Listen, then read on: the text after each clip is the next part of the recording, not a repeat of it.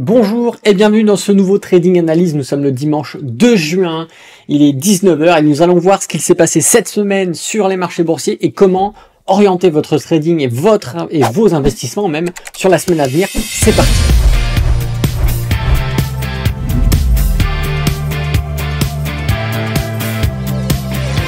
Bonjour à tous, c'est Alexandre, le trader indépendant et bienvenue dans votre nouveau Trading Analyse. Avant d'aller plus loin, n'oubliez pas de mettre un petit pouce et puis si vous n'êtes pas abonné à la chaîne YouTube, je vous invite à vous abonner et à activer la cloche. Allez, sans plus attendre, on passe sur les graphiques, c'est parti et on va commencer avec le CAC 40, qui, regardez, présente une très belle configuration, ok, voilà.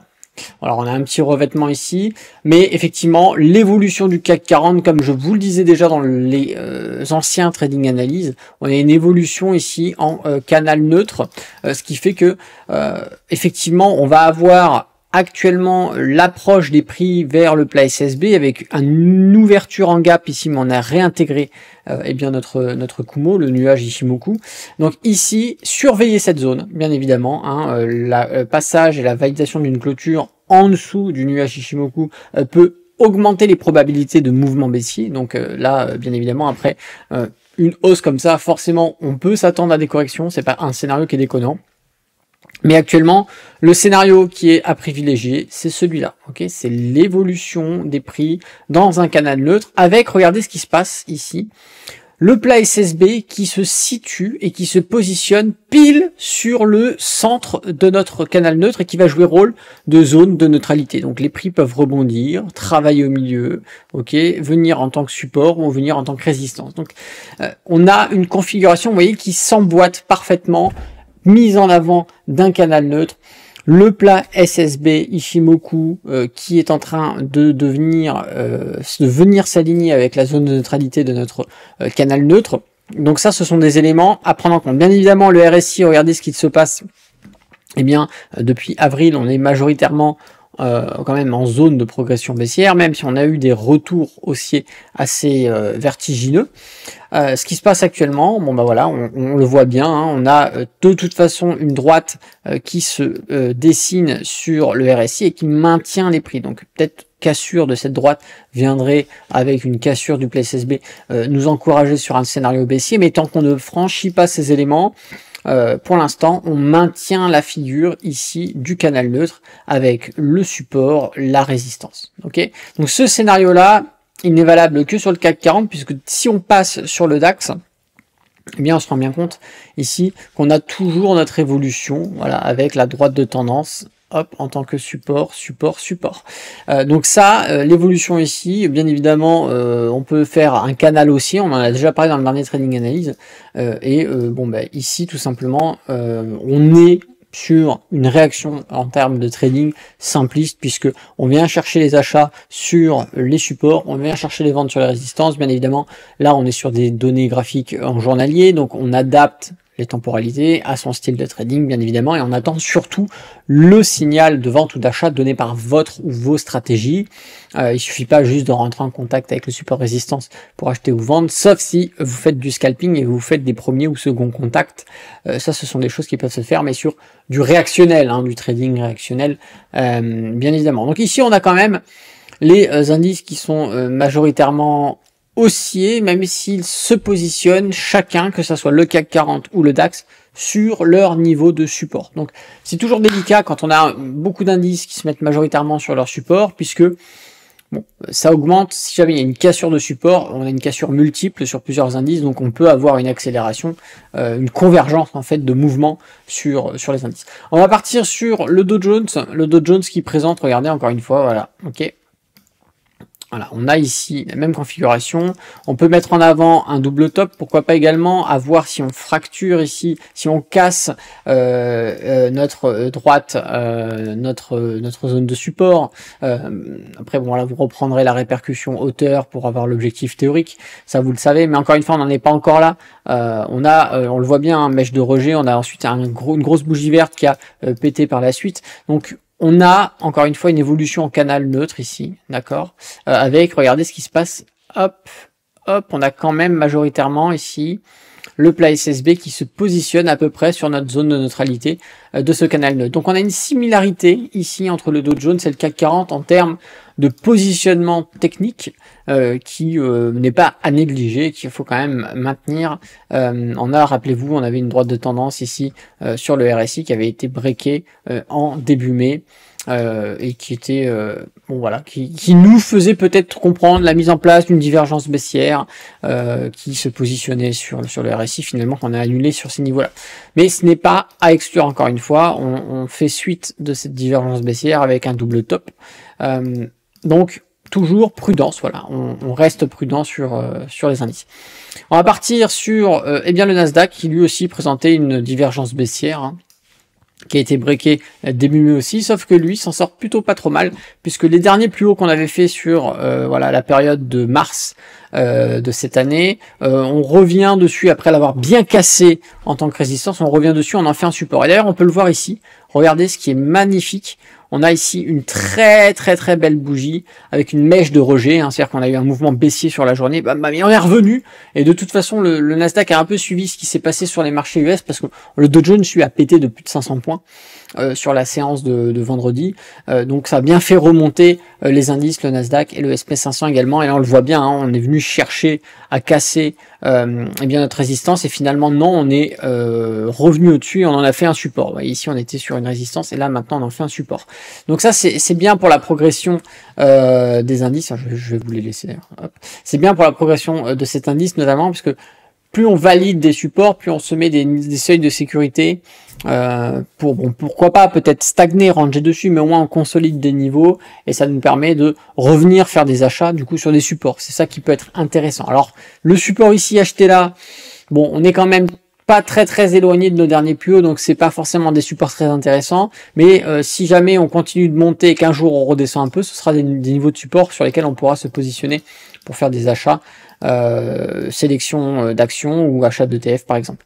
On va partir également sur le SP500 et après on partira sur le Bitcoin. SP500 qui présente, regardez, le Nasdaq, SP500 c'est pratiquement copie conforme, donc exactement ce que je viens de vous dire sur le Nasdaq est exactement valable aussi sur le SP500 à l'exception de la séance de jeudi où on a clôturé en dessous de notre dernier plus haut, mais on est revenu en ouverture haussier avec un beau mouvement haussier, une belle mèche de rejet sur une continuité baissière du mouvement sur la séance de vendredi. Donc on est revenu au-dessus et là bon vous voyez résistance, support encore une fois, ça marche très bien. Donc tout se passe bien sur ces niveaux-là. Je vais vous-même vous les laisser comme ça ils y sont pour la prochaine fois. Donc tout se passe bien sur les indices de manière générale, même si effectivement on est sur des seuils toujours des plus hauts sur des niveaux qui peuvent peut-être corriger, bien évidemment, ça faut le garder en tête. Mais pour le moment, mis à part le passage de ces niveaux de support, tant qu'on n'en est pas là, tant qu'on ne valide pas les cassures techniques sur le RSI, on peut pas pour le moment remettre en cause la continuité ou la stagnation de l'indice. Voilà, c'est ça que je veux vous dire. On est bon, c'est pas grave, je le remettrai plus tard. Bon, on est sur une évolution qui est étonnante, mais qui est là, qui est présente, et donc il faut tout simplement, on peut pas le renier, c'est ce que je veux vous dire. On va partir sur le Bitcoin qui, bon regardez, est très bien, depuis le passage de notre fameuse zone de résistance qu'on attendait tant ici. Regardez, on a une très belle évolution haussière, encore une fois, le niveau de résistance que je vous avais donné il y a bien longtemps sur les trading analyses, et je sais que beaucoup d'entre vous se sont positionnés sur les cassures, se sont positionnés également sur les supports qu'on avait ici pour faire des achats, et je sais qu'il y a encore des étudiants parmi vous qui ont leurs achats encore en cours. Quand on avait acheté ce support là au plus haut, bon regardez, c'est du 192%, actuellement on a du 170%, donc c'est de très belles performances, c'est très bien. À voir maintenant, encore une fois, on est sur des résistances ici. Actuellement, on est dans cette fameuse zone de résistance que je vous avais mis en avant par le rectangle, qui était les derniers plus hauts qu'on avait fait en avril 2021, suivi de novembre 2021. Bon voilà, là on revient sur ces niveaux-là et en réalité, ce qui se passe, c'est qu'on est en évolution, on est sur ce niveau de résistance, et dans ce niveau de résistance, on a fait des écarts de mouvement qui nous permettent de mettre en place un canal neutre. Ok, donc là on est en évolution de canal neutre sur notre grosse zone de résistance, et tant qu'on ne sort pas de ces niveaux-là, ça va être compliqué. Vous voyez ce que je veux dire? On a des derniers plus hauts qui se situent sur les 74 000 à peu près. Tant qu'on ne passe pas les 74 000, d'accord, on va avoir du mal. Ça va être compliqué. On va traîner sur ce niveau de résistance. Et bon, bah voilà, encore une fois, ceux qui font les achats sur les plus hauts, et de toute façon, c'est tout le temps, souvent ceux qui font n'importe quoi, ils entendent parler du Bitcoin. Ah super, on parle du Bitcoin parce que le Bitcoin est proche de ses résistances, et ils achètent les résistances. C'est des conneries, encore une fois. On achète sur les supports, ça évite de faire des conneries. Il vaut mieux acheter un Bitcoin quand il est là, quand il est là, quand il est là, quand il s'approche de son support, que d'acheter un Bitcoin quand il est ici, quand il est ici, quand il est ici. Vous voyez ce que je veux dire, encore une fois? Je sais que c'est peut-être pénible pour certains d'entre vous, mais je me répète beaucoup dans les trading analyses, mais je veux pas que vous fassiez cette bêtise, parce que faire des bêtises dans un investissement, que ça soit boursier crypto, c'est perdre de l'argent. Moi, j'ai pas envie que vous perdiez de l'argent. Le but de cette chaîne, c'est de vous en faire gagner, de vous partager les meilleures astuces pour que vous puissiez mettre en place des choses intelligentes qui vont vous faire gagner sur la durée. Acheter des résistances, c'est des conneries. Vous ferez n'importe quoi, vous perdrez de l'argent, vous allez avoir votre investissement qui va dévaluer pendant un certain nombre de mois, peut-être même d'années. Ça se trouve, là, on est sur les plus hauts et on va baisser, et pendant 6 ans, on ne reviendra pas sur ces niveaux-là. Vous voyez ce que je veux dire? C'est une possibilité, ça, il faut pas l'oublier.